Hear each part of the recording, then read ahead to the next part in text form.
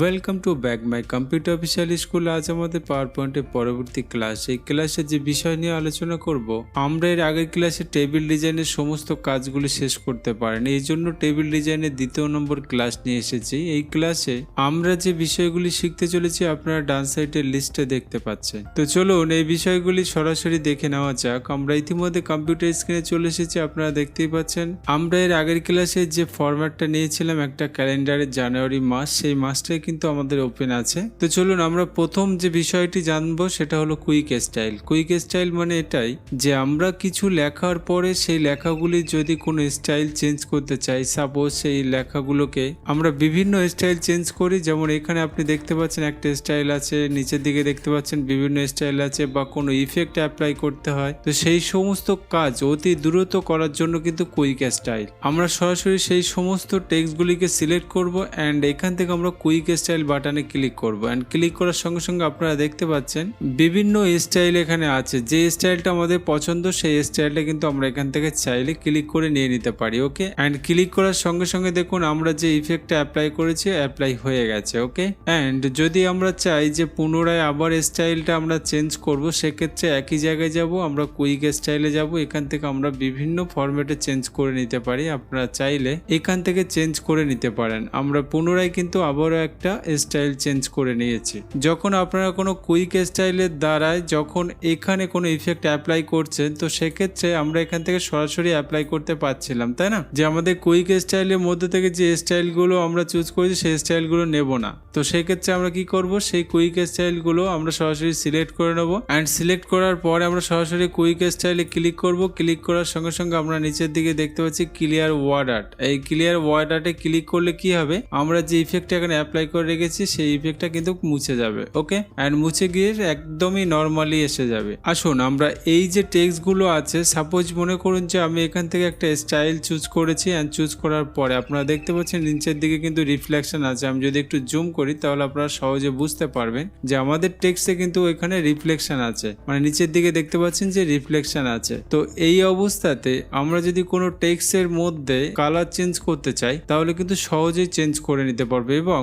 যে রিফ্লেকশনটা আছে অবশ্যই সেই রিফ্লেকশনটা কিন্তু থেকে যাবে। যেমন আমি চাইছি যে রিফ্লেকশন থাকবে কিন্তু আমাদের টেক্সটের যে কালারটা আছে চেঞ্জ হবে। সেক্ষেত্রে কিন্তু আমাদের টোটাল টেক্সটটাকে, যে টেক্সটগুলো আপনি চেঞ্জ করতে চাইছেন কালার, তো সেই টেক্সটগুলো সিলেক্ট করে নেবেন। অ্যান্ড সিলেক্ট করার পরে কিন্তু আমরা সরাসরি টেক্সট ফিলে চলে যাব। টেক্সট ফিলে আসার পরে আমাদের ইচ্ছে মতো আমরা এখান থেকে কালার দিয়ে দেবো। কালার দিয়ে দেওয়ার সঙ্গে আপনারা দেখতে পাচ্ছেন কিন্তু আমাদের কালার চেঞ্জ হয়ে গেছে, বাট এখানে কিন্তু সেই রিফ্লেকশন অ্যাপ্লাই আছে। ওকে, নেক্সট আমরা যদি চাই এই টেক্সট ফিল্ডটা কিন্তু ভিতরের কালার। ওকে, অ্যান্ড আমরা যদি চাই বাইরের অংশগুলো আমরা আলাদা কালার দেবো, সেক্ষেত্রে কি করব, যে টেক্সটগুলোকে আমরা কালার দেবো অবশ্যই সিলেক্ট করতে হবে। অ্যান্ড আমরা সরাসরি আউটলাইনে চলে যাব। এখানে আউটলাইন ফিলে চলে যাব। অ্যান্ড আউটলাইনে ক্লিক করার সঙ্গে সঙ্গে এখান থেকে আমরা যে কালারটা আউটলাইনে দিতে চাইছি এখানে সেই কালারে কিন্তু ক্লিক করব। অ্যান্ড আমরা চাইছি ব্ল্যাক দেবো, এই জন্য ব্ল্যাকে ক্লিক করলাম। অ্যান্ড ব্ল্যাকে ক্লিক করার সঙ্গে সঙ্গে দেখুন এখানে দুটো কালার এসে গেছে।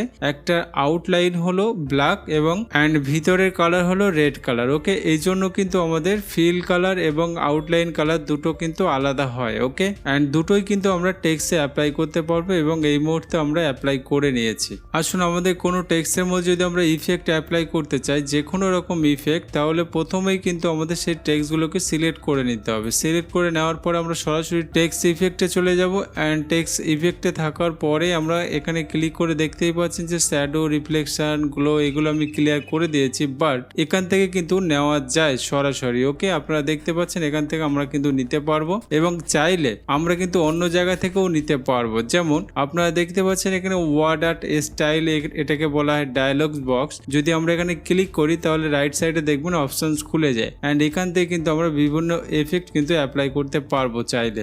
যেমন আমি 3D ফরম্যাট কোনো ইফেক্ট এখানে অ্যাপ্লাই করব। এখানে আপনি দেখতেই পাচ্ছেন বিভিন্ন ইফেক্ট আছে, অ্যান্ড চাইলে কিন্তু আমরা যে কোনো রকম ইফেক্ট আমরা অ্যাপ্লাই করতে পারবো। ওকে, আসুন সব থেকে গুরুত্বপূর্ণ বিষয় হলো টেবিলের কাস্টমাইজ টেবিল তৈরি করা। যেমন আমরা কোনো টেবিল তৈরি করব, এখানে আমি সমস্ত কাজগুলোকে আমি কেটে দিলাম। অ্যান্ড কেটে দেওয়ার পরে আমরা যদি কাস্টমাইজ টেবিল নিতে চাই তাহলে সেক্ষেত্রে কিন্তু আমাদের প্রথমে শুরুতে এখান থেকে একটা টেবিল নিয়ে নেবেন। অ্যান্ড আমরা এখান থেকে টেবিল নিয়ে নিলাম, বাট টেবিল নেওয়ার পরে সেই টেবিলটাকে ক্লিক করলে এখানে ডিজাইন ট্যাব খুলে যাবে। অ্যান্ড ডিজাইন ট্যাবের মধ্যে কিন্তু আমাদের ড্র বর্ডার বলে একটা অপশন বা সেকশন থাকবে। এই সেকশনের মধ্যে আমরা চাইলে আমাদের কাস্টমাইজ টেবিল তৈরি করতে পারবো। যেমন প্রথমেই আমরা পেন স্টাইল চুজ করে নেবো, মানে লাইনটা কেমন হবে এখান থেকে আমরা লাইনটা চুজ করে নেবো। যেমন আমি স্ট্রেট নিতে পারি অথবা কোনো স্টাইল নিয়ে নিলাম।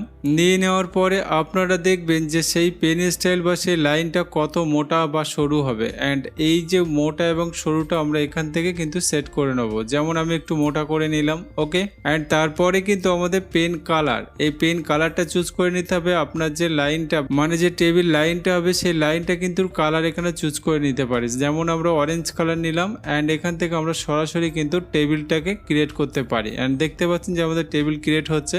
বাট আমি চাইছি যে আমরা এখানে 4-5টা রো নেবো, এই জন্য আমরা এখান থেকে রোটাকে ড্র করে নিতে পারবো। এভাবে ইচ্ছে মতো আমাদের ড্র করে নেওয়া যায়, এবং চাইলে আমরা মাঝখান থেকেও ড্র করতে পারি বিভিন্ন রকম ভাবে, যে যেমন খুশি তেমন এখান থেকে ড্র করে নিতে পারেন ইচ্ছে মতো। তো সেক্ষেত্রে কিন্তু আমরা যদি আমাদের ইচ্ছে মতো টেবিল নিতে চাই আমরা সরাসরি কিন্তু ড্র বর্ডার সেকশনে এসে এখান থেকে নিতে পারবো। এই যে ড্র টেবিল, আমরা এখান থেকে কিন্তু আমাদের ইচ্ছে মতো টেবিল তৈরি করতে পারবো। আমাদের টেবিল ড্র করার পরে যদি আপনি চান কোনো লাইনকে মুছবেন, তো সেক্ষেত্রে কিন্তু আমাদের এরিজের অপশান ইউজ করতে হবে। আমরা চাইছি কোনো লাইনকে এখানে মুছবো, তো সেক্ষেত্রে আমরা এরিজের অপশানকে ক্লিক করার সঙ্গে সঙ্গে দেখুন আমাদের এরিজার টুল এসে গেছে। অ্যান্ড যে লাইনকে আপনি মুছতে চাইছেন সেই লাইনের উপরে একবার ক্লিক করতে হবে। আপনারা দেখতে পাচ্ছেন যে ক্লিক হয়ে গেছে, বাট এভাবে কিন্তু আমরা 2-3টে একসঙ্গেও মুছে দিতে পারি, ওকে। অ্যান্ড যদি চাই আমরা এখানে লাইন নেব, সেক্ষেত্রে আমাদের ড্র টেবিল অপশান নিয়ে এখানে লাইন করে নেবেন, অথবা আমরা যদি চাই লাইনটাকে মুছবো তাহলে এরিজার অপশানটাকে নিয়ে আমাদের লাইনটাকে মোছা যায়, ওকে। তো আমি আশা করব টেবিল ডিজাইনটা সম্পূর্ণ আপনাদের ক্লিয়ার হয়ে গেছে। আপনারা অবশ্যই প্র্যাকটিস করে নেবেন। যদি এই ক্লাসে কোনো রকম সমস্যা বা প্রবলেম থাকে আমাকে অবশ্যই কমেন্ট করবেন। আপনাদের মূল্যবান সময় দেওয়ার জন্য ধন্যবাদ, এবং আমাদের পরবর্তী ক্লাস নিয়ে আসা পর্যন্ত আপনারা সবাই ভালো থাকবেন।